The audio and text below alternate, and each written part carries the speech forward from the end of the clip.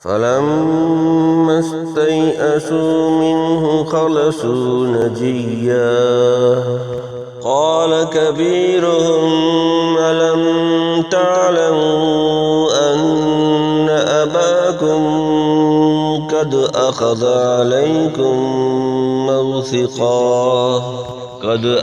عليكم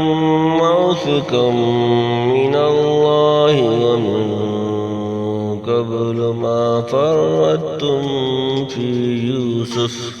فلن أبرح الأرض حتى يأذن لي أبي أو يحكم الله لي وهو خير الحاكمين ارجعوا إلى أبيكم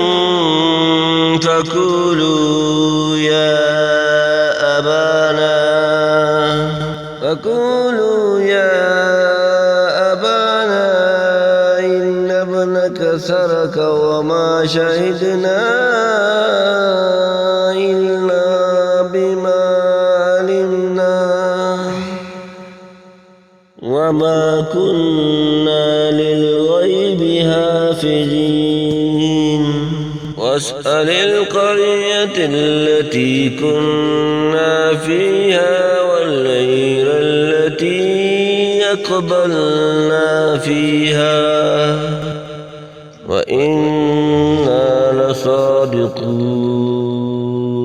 قال بل سولت لكم أنفسكم أمرا فصبر جميل عسى الله أن يأتيني بهم جميعا إنه هو العليم الحكيم وتولى عنهم وقال يا أسفا على يوسف وابيضت عيناه من الحزن وهو كظيم قالوا تالله تفتأ تذكر يوسف حتى تكون هردا أو تكون من الهالكين قال إنما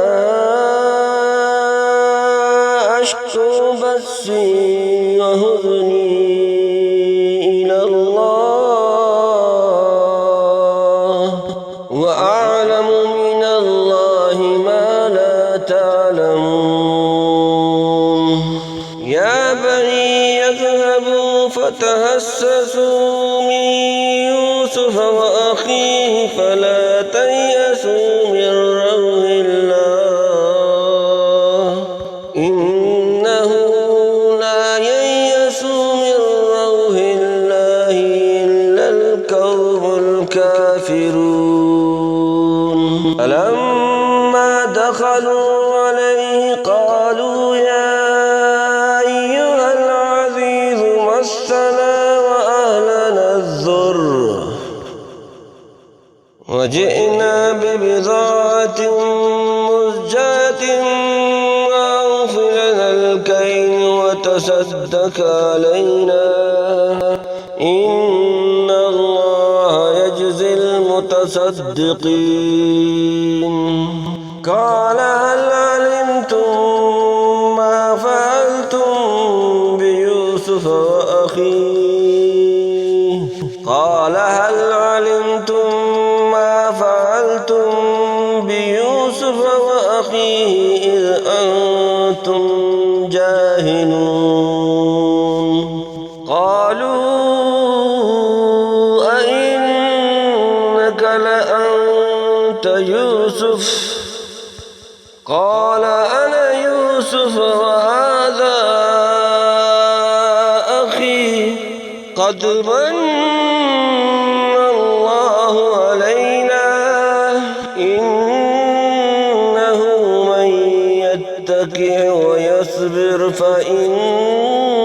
الله لا يضيع أجر المحسنين قالوا تالله لقد آثرك الله علينا